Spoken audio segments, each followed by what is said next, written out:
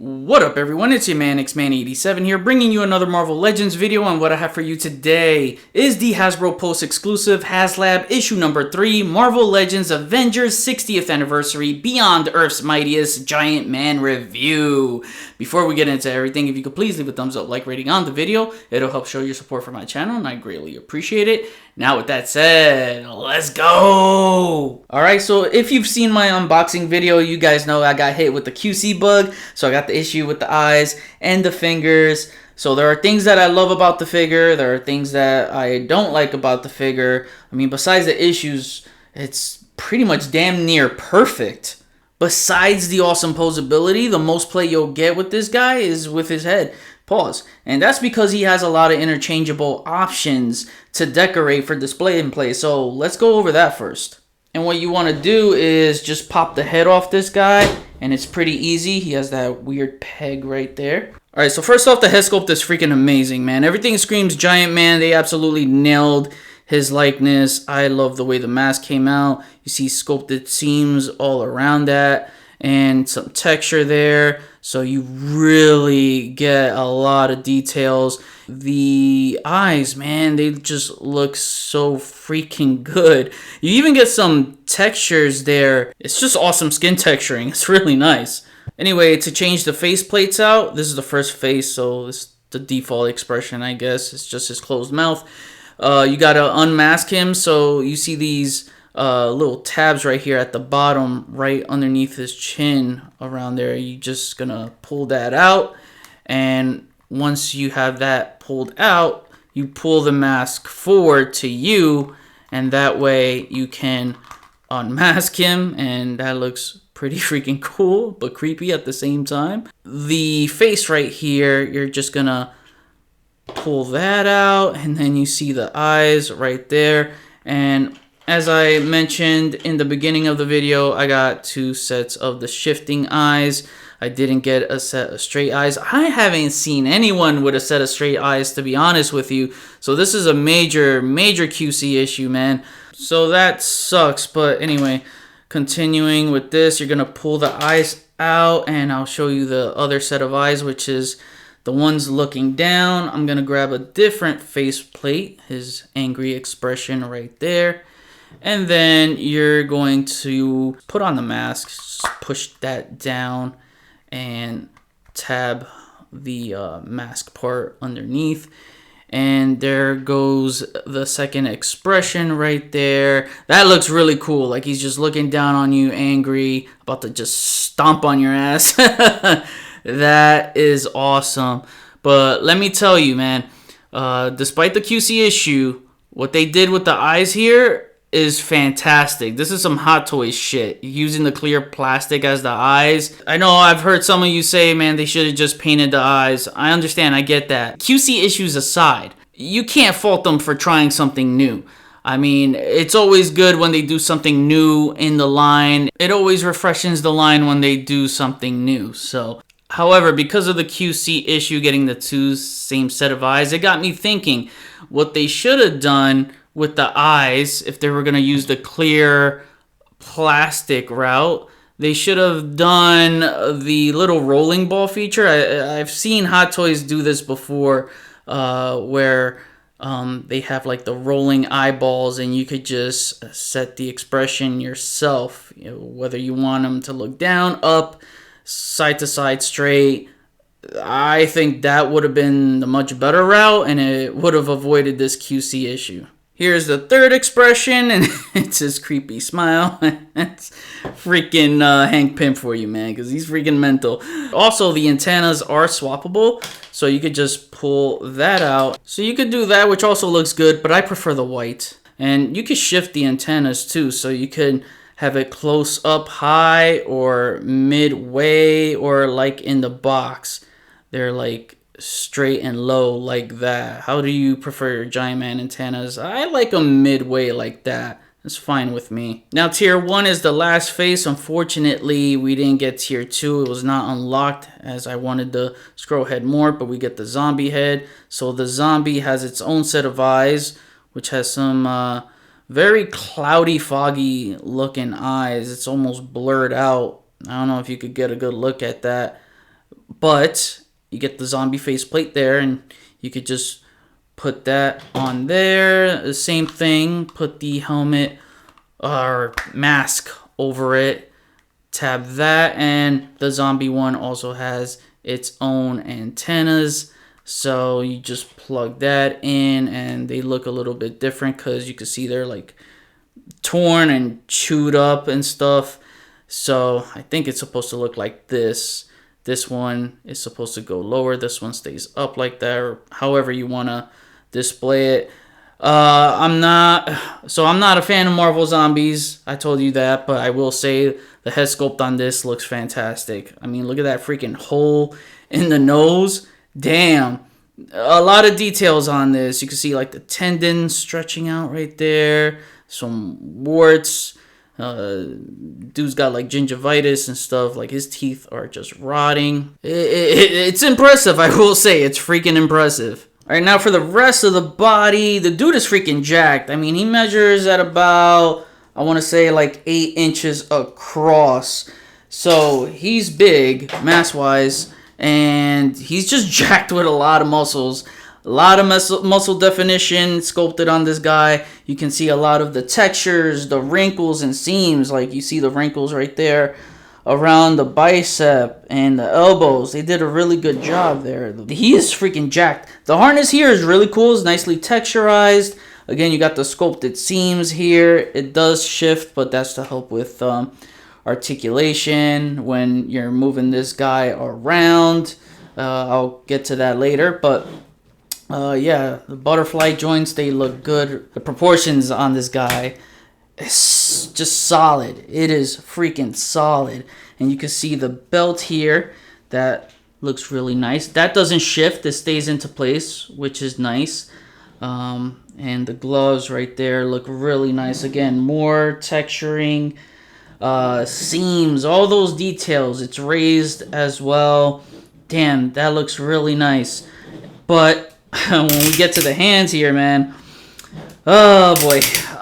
So, you know, definitely issues with the hands. You gotta heat them up, which I did. You could do it using a hair dryer, or, you know, dipping them in hot water. Whatever your method is, it'll work. But one of the fingers were warped, some, like 2 of them were, and I had to, you know, warp them back into place, and that's because they used freaking gummy plastic.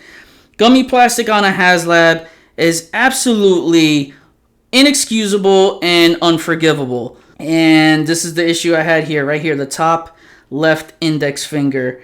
I showed a photo before. There's a stress mark there. This thing is dangling, and I think it's just about to snap. I didn't, like, you know, I didn't want to do further damage. Like the fingers, heating them up, all of them were fine, you know. The assholes that were commenting saying that I didn't do it right, you weren't here to witness it, bro. Like, shut up and sit down. I did everything right. The problem is with this one is that, and I don't know if you can see it on camera, the joint right here, the hinge, is fused in with the plastic on this piece right here, the top finger piece. So no matter what I do, it cannot bend like this because it's fused. And I tried cutting it with, like, to loosen it up with like a X-Acto knife, but it doesn't matter. No matter what I do, it's just fused in there. There's just no cutting through it, and it's just horrible. That's why when I was bending it, it was stressing the gummy peg here and just pulling it because it won't bend the hinge. It really sucks. If it wasn't gummy plastic, I probably have a better chance at actually making it bend. But you know what? Even if it didn't have the gummy plastic, yeah. Now thinking about it, it's just fused. There's just nothing. There's no work around this, man. I gotta get a replacement. That's the only way. You know. I mean, if the finger breaks off. It'll look great with the zombie head, right? I'm trying to make light of a shitty situation here, man. I said it from when this figure was first revealed. is that he didn't need, I'm pretty sure I said he didn't need articulated fingers. He just needed swappable hands, pre-pose sculpted hands, one where they're gripping, you know, the fists, the open hands. He could have come with a bunch of different hands, but they look ugly. Articulated fingers suck. I've always hated them, even when Toy Biz did it. It's just like, even having them trying to hold a weapon and they would just drop it. It sucks, you know. Articulated fingers are done right when they are like robotic characters, like the Sentinel or you know, Galactus, because he has kind of those robotic aesthetics. So yeah, if you're a fan of articulated fingers, you know, hey, good for you, man. I don't like them. No matter what, you're not going to convince me that they're great. I just don't like them no matter what. You could just feel how cheap it is. And it is the biggest FU from Hasbro to put gummy plastic on a Haslab. But other than the hands, man, everything else is perfect. Again, it's just, they just captured Giant Man to the T here. And I like the trunks here. You know, you get those seams, nice textures. Man, it just looks awesome. Giant booty right there. Then you get the legs here. More texturing, more seams. As you can see, the seam going down on the thighs right there. You get the wrinkles, more wrinkles. He's just, wow. Just a freaking amazing figure, man. When you look at how they executed this guy, and you can see the knee joints right there, and the boots look as good as the gloves, better, even better, because you get this really cool detail I like is they sculpted the zipper, so you can see the whole zipper line going down the back of the boot. And let me get more light there so you can see a better color contrast. Yeah, a lot of texturing there, man. You see the Toy Biz level of details that they put on this guy, and you also get that nice dark shading all around. You'll get it around the boots, like on the ankles and on the toes. You'll get it around the legs, the trunks especially. You know, it pops on the blue. It really does. You'll get it, you know, in some areas on the red. You know, you get some like nice shading there. It's, I don't know how well it's coming off on camera, but in hand, in person, you can easily tell. And one of the things I like are the soles, how they sculpted it with the PIM logo on there. That's just awesome. I love those details. Now to cover articulation with Giant Man, his head can look that far up, which is really good. And if you take a look at the back of the neck here, you can see, if I move his head all the way down, there's this little dip. And honestly, they should do that for the Renew Your Vows body. I can't stand that neck gap, and I'm not even asking for much, just a bit of an adjustment. And I wouldn't mind them doing that at all. That would be great. And so his head looks that far down, which is great. You want him to look down, and then it moves left and right. You do get some slight tilting, so not bad at all. Can rock around a bit. Arms move about that far up, so you get a straight T-pose there. You got his arms that can move up and down. You move them around, and it's got that kind of cranking feel to it. Very ratchet, which you need so he can hold position. He is a big figure. Butterfly joints move that far forward and that far back. Very good for a figure this size. And then you got the bicep swivel, double jointed pinless elbows. You got the wrist swivel and the wrist hinge.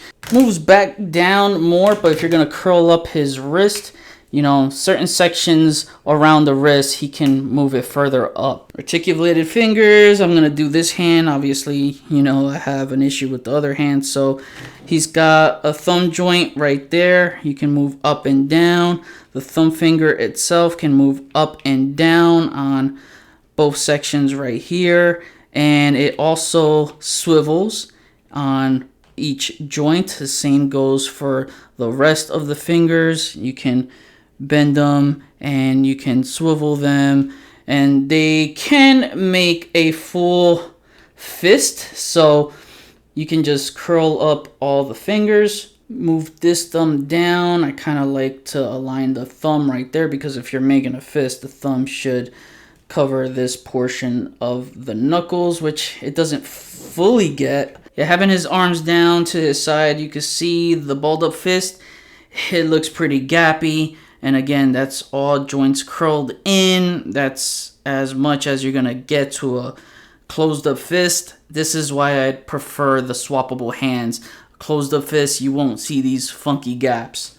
And even when you look at it from the front, it just doesn't look clean to me. It doesn't look natural at all. The torso, they did a great job, as I mentioned earlier, with this Y strap or harness, whatever. It doesn't get in the way of articulation because this thing is actually looped under this mid-torso section, which allows you to bend the ab crunch as a double diaphragm joint. So he does move about that far forward and then that far back. Some good range there. You get the upper torso swivel, this is great about this being a separate piece, because if it was painted on, it would break up the design, and you know how that goes. We've seen it on a lot of like Spider-Man designs and stuff like that, so that's really cool. And of course you can pivot it. He gets some deep pivoting, which is awesome, and you can rock that around. But yeah, if you have that twisting, crouching kind of pose, it's definitely gonna help out. Super beneficial there to have this. I like this a lot. His legs can spread out about that far. He doesn't get a full splits. I don't expect that from Giant Man. And he can kick up about that far. Kicking back, not so much. And then no drop down thighs. Oh god, that would have been terrible, right? Not on a figure this big. But he has the thigh swivel. He does have the double jointed knees. And you get a heel to the giant butt. I love that, man. That's awesome. And the ankles move up about that far. Really good. Moves down. And you get some really nice ankle pivot with this guy. So can't complain there. And you also have the toe joint, which is super beneficial when it comes to getting him into kneeling poses. For me, that was a must for this guy to have. So the articulation is great on this guy, man. He's super sturdy with the joints, especially the legs. I'm so happy about that because my Toy Biz Bath was on spaghetti legs and I had to sell him because he just couldn't stand anymore. And I just freaking love this. What I love about it is because he's more easier to handle than the Sentinel and Galactus. You can hold him with one hand. Despite its flaws, he is still fantastic. Now for some comparisons, here is Giant Man next to some of the Pym family members and some Pym personas. We have the West Coast Avengers Hank Pym holding a tiny wasp, Goliath, the 6-inch Giant Man along with a tiny Ant-Man, Janet Van Dyne, Stinger, Scott Lang Ant-Man with a tiny figurine of himself. Here's a fun throwback recreation of the Toy Biz Marvel Legends Giant Man Build-A-Figure wave and how it would look today under Hasbro. We have Giant Man, Sentry, AOA Weapon X, AOA, Sabretooth, Thor, Ant-Man, Warbird, Captain Britain, Havoc, and Kitty Pryde. Tell me which one of these is the best updated version. And lastly, the best comparison of all is having Giant Man next to his fellow Avengers. Captain America, Thor, Iron Man, Hulk, Wasp, Hawkeye, and Black Widow. And now to wrap things up, my final rating is a reserved 8.25 out of 10. I gotta be real here, even though this was my dream Giant Man figure to own, it wasn't going to score a perfect 10 for me. The main reasons is because of the QC issues with the eyes and the hands. But let's just say if this didn't have any QC issues, he still wouldn't score a perfect 10 because he was incomplete to begin with, as we didn't get the scroll head tier unlocked. That's why it would have been better if this was just an open pre-order from the start. So those of us who paid full price wouldn't be asked out of an accessory by relying on a certain amount of people to back it. I said it before, Giant Man didn't need to be a Haslab for $200. He's not perfect, but besides the QC issues with the hands and not coming with a set straight of eyes, he's pretty much perfect everywhere else. One positive thing about the hands is you can have a figure sit on his hand, or he can grab an entire 6-inch figure with somewhat of a full grip. But again, swappable hands with a pre-post sculpted grip would have done just fine. I just hate how the articulated fingers look here. It's aesthetically unpleasing. One thing I hated about the Toy Biz one is that you couldn't make a fist, but at least you can do it with this one. The scaling to me is the winner, me being the biggest Giant Man fan I know, other than my homie Rectangular. He's been 12 feet tall to 50 feet to 100 feet. He needed to be this tall for a Haslab, as it looks like he's at max power. I said he should have been 20 inches tall before he got revealed, but I'm not mad at him being at 2 feet tall. I wasn't funding no 12-inch figure. You know, I laugh at the idiots who say he just looks like an oversized Marvel Legends. Like, no shit. He's supposed to be a giant. Dumbest thing to say. With the name Giant in his name, he's supposed to be. A funded giant man, not Ant-Man. If Mafex made a huge giant man, what is he supposed to look like? An oversized Mafex. It should be expected to be that way when your name is Giant Man. The sculpt and articulation, minus the hands, is superb. He's easy to handle and not that heavy to weigh your arms down like the Sentinel and Galactus. You can free handle the figure with one hand. He only weighs about 5 pounds. The seams, the textures, the shaders, and details are all an A++, like Toy Biz level, only this is way more detailed than the Toy Biz one. The way they handled the interchangeable parts for the head is so good, and I really like it a lot. The plastic clear eyes is Hot Toys level stuff. Gotta respect that. This 8.25 rating is reserved, as I'll wait to seek a replacement and I'll have a final judgment when everything is set right. Again, he won't get a 10 because we don't have that scroll head to complete the offering. It just sucks that I can't fully enjoy him like I want to. Without the straight set of eyes and the half broken finger, I can't utilize all the poses that I want to put him into because I'm limited in my options, and I hate feeling limited, as I don't feel as if I'm getting the full experience by not getting the most out of him. I am conflicted here, as I absolutely love the Giant Man character, and I'm developing a love-hate relationship with this thing already.